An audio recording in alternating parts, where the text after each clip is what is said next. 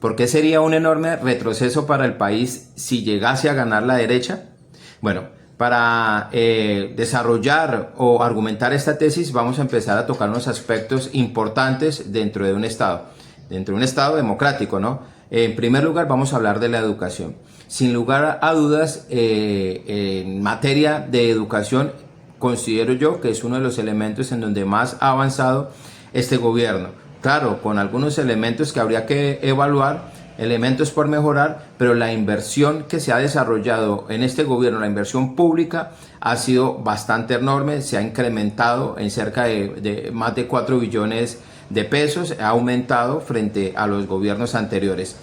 Esto se ha traducido en un aumento en la cobertura de estudiantes que ingresan a la educación superior.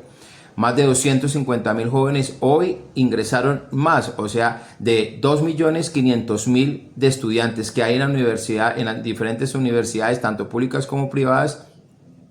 1.500.000 están en universidades públicas, cerca de 1.500.000 en universidades públicas, y en este gobierno se ha incrementado 250.000 cupos. Esto se traduce en el fortalecimiento de las fuerzas productivas del país. Hacia allá es que avanzan los gobiernos, hacia allá avanzan los estados que han logrado fortalecer la economía de su país. Recordemos que pues, los estudiantes son trabajadores que están en proceso de formación, y si ellos están fortalecidos vamos a tener unas fuerzas productivas más desarrolladas, por lo tanto mayor impacto. Recordemos que la derecha, ¿qué está proponiendo?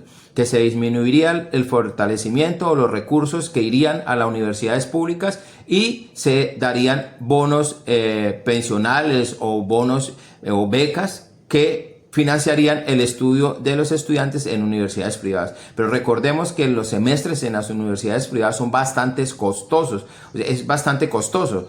Entonces serían muy pocos los estudiantes que lograrían acceder a estas universidades y se desfinanciaría la universidad pública aún más. Recordemos que aún con todas las inversiones que hay, seguimos con un déficit en inversión sobre las universidades. La gran mayoría, más del 90% de los estudiantes que están en universidades públicas, que son los hijos de los trabajadores, están estudiando de forma gratuita. Esto indudablemente es un avance importante para el país. Ahora vamos a hablar de otro tema importante, claramente el trabajo o las condiciones laborales. Sin lugar a dudas, en este gobierno podríamos decir que tenemos a los trabajadores formales trabajando por un salario mejor y con un tiempo menor, en un tiempo menor. Quiere decir, trabajamos menos y ganamos más, y es hacia allá que buscamos avanzar, o que una sociedad busca avanzar, que la esclavitud que se genera por medio del trabajo, que una persona tenga que estar esclavizada en un trabajo, tiene que disminuir.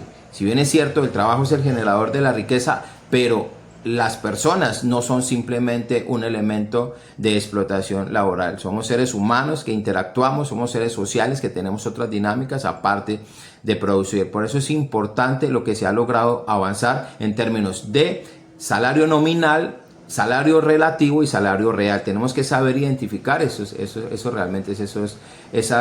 datos, o qué nos indica eso. Cuando hablamos del salario nominal estamos hablando de realmente cuánto nos pagan. Cuando hablamos de un salario real es qué logro alcanzar a comprar con lo que me pagan, cuántas mercancías, cuántos productos accedo yo con ese salario. Indudablemente, con el incremento salariales que hemos vivido en este gobierno, las personas pueden comprar, pueden gastar más, pueden consumir más. Y el salario relativo pues claramente hace referencia a lo que se distribuye, cómo se distribuye la riqueza que produce una industria, una empresa. La gran mayoría va a manos del capitalista, eso indudablemente sigue pasando, pero esto hace que eso que se acumula sea un poco menos porque pasa a manos de los trabajadores. Bueno, vamos a revisar la salud, que tanto ese gran debate que hay sobre el tema de la salud.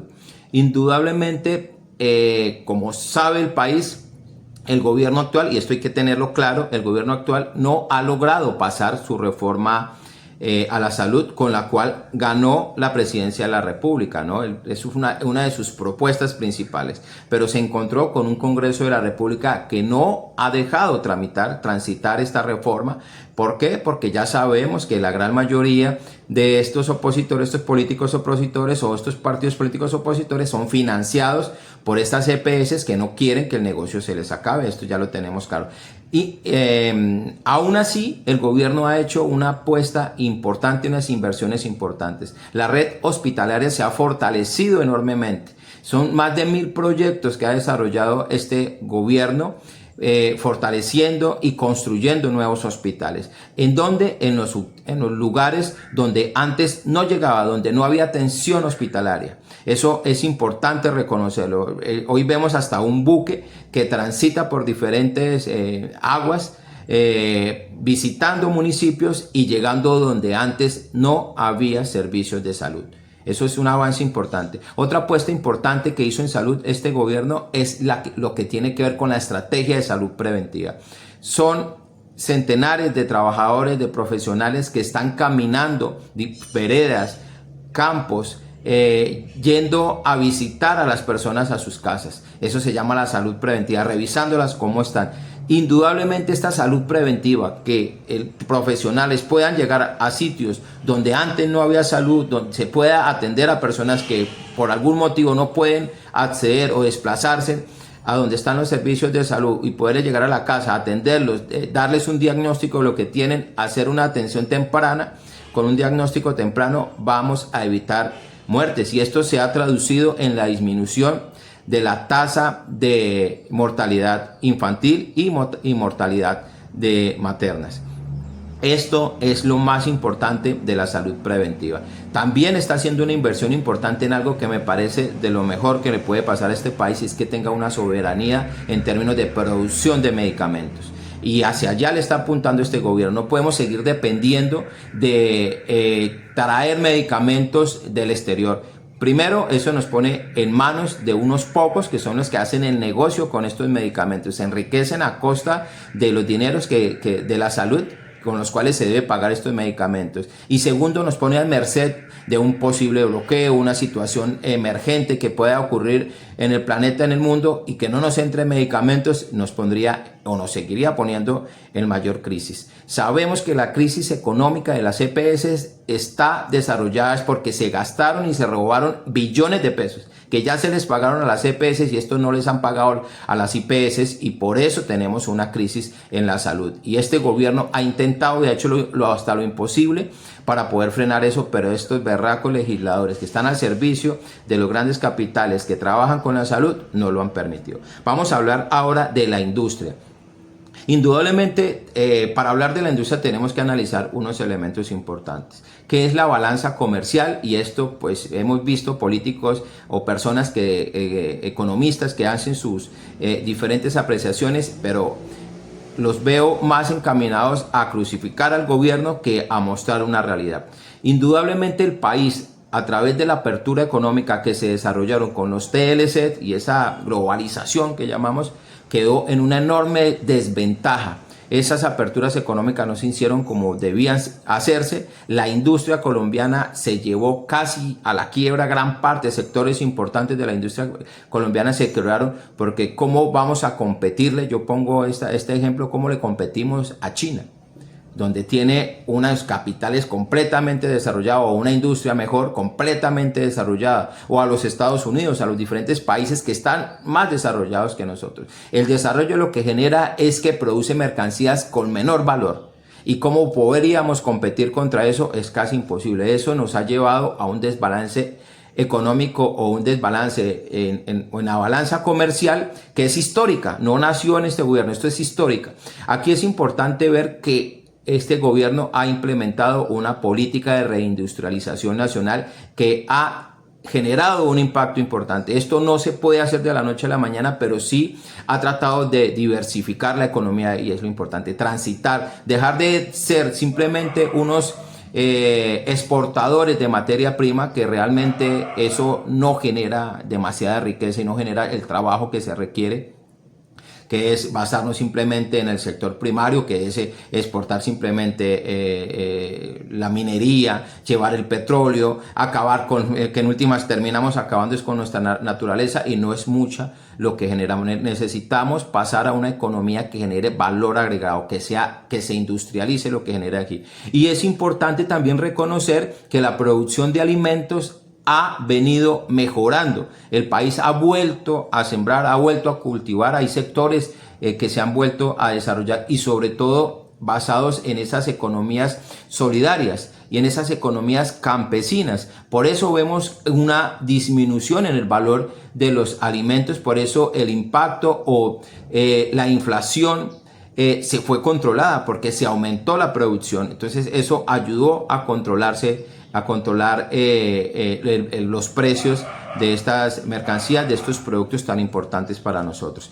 Eso en términos someros. El consumo, claramente el consumo interno ha aumentado, por lo que ya hablamos, esos incrementos salariales que se han dado en este país, que han sido más altos que la inflación, ha generado un mejoramiento en el consumo y por lo tanto un mejoramiento en la industria nacional, en la producción nacional y en la generación de empleo. ¿Que tenemos un enorme reto con el tema de la informalidad? Claro que tenemos un reto importante, pero no podemos volver atrás hacia una economía que simplemente quería seguir basándose, o esa propuesta de seguir basándose en la explotación del petróleo, porque eso, aparte de que acaba nuestra naturaleza, simplemente desfavorece los otros sectores industriales, pensando en que vamos con esa riqueza. Lo que le pasó a Venezuela fue eso, que con esa riqueza del petróleo simplemente importaban todo, alimentos, medicamentos y todo. ¿Y qué les pasó? Miren la situación en la cual está Venezuela y que afronta el país, que hoy en día está siendo manejado por los Estados Unidos. Bueno, ya en términos de medio ambiente, yo creo que es importante. Este gobierno ha encontrado al menos los caminos de discusión. Ya la democracia, digamos, aquí vamos a concatenar tres elementos importantes, que es el medio ambiente, la democracia y la soberanía. La democracia es la participación de diferentes pueblos que históricamente habían sido relegados y hoy en día están siendo escuchados. ¿Escuchados para qué? Para decir, nos están acabando ecosistemas, tenemos una industria depredadora como la industria mineroenergética que está desarrollándose en sectores donde no debería desarrollarse. Hoy en día esos pueblos están siendo escuchados, aún con grandes problemas, pero todavía ya, digamos, esa apertura en términos de democracia se ha venido mejorando. Esto claramente va a redundar también en una soberanía. ¿Qué es lo que entendemos por soberanía? No podemos permitir que, como está pasando hoy en día, unos candidatos, la derecha, está diciendo que va a entregarle este país a los Estados Unidos. Ya hemos tratado de salirnos de esa dominación que solo genera miseria. Ese cuento que ellos ayudan a desarrollar a los países es una gran mentira. Simplemente se roban los recursos naturales y generan miseria en los países donde ingresan, violación de los derechos humanos y demás situaciones. Es este país el que debe, nuestra misma nación es el que debe apropiarse de sus recursos y los debe explotar. ¿Cómo? Tenemos que seguir transitando hacia la industrialización. Tenemos que tener la capacidad de industrializar este país en términos de soberanía. ¿Cuáles son los acuerdos que se deben desarrollar? Es cómo traemos desarrollo, industrias, herramientas, equipos, tecnología, pero para que sea de propiedad de los colombianos, especialmente de asociaciones, de colectivos de ciudadanos y, por qué no, de estudiantes recién egresados de las universidades que pasen a ser dueños de alguna industria, de alguna producción, de una empresa que desarrolle este país. Hacia allá queremos apuntarle. Volver a caer en manos de la derecha es volver a caer en un retroceso enorme para nuestro país. Invito realmente a que tengamos conciencia y no nos dejemos llevar por la desinformación que están desarrollando estos sinvergüenzas que dominan la economía no solo del país, sino que pretenden seguir dominando a Latinoamérica y el mundo. Son los Estados Unidos, los sionistas y las élites de derecha que son serviles a estos imperios, a estas economías capitalistas.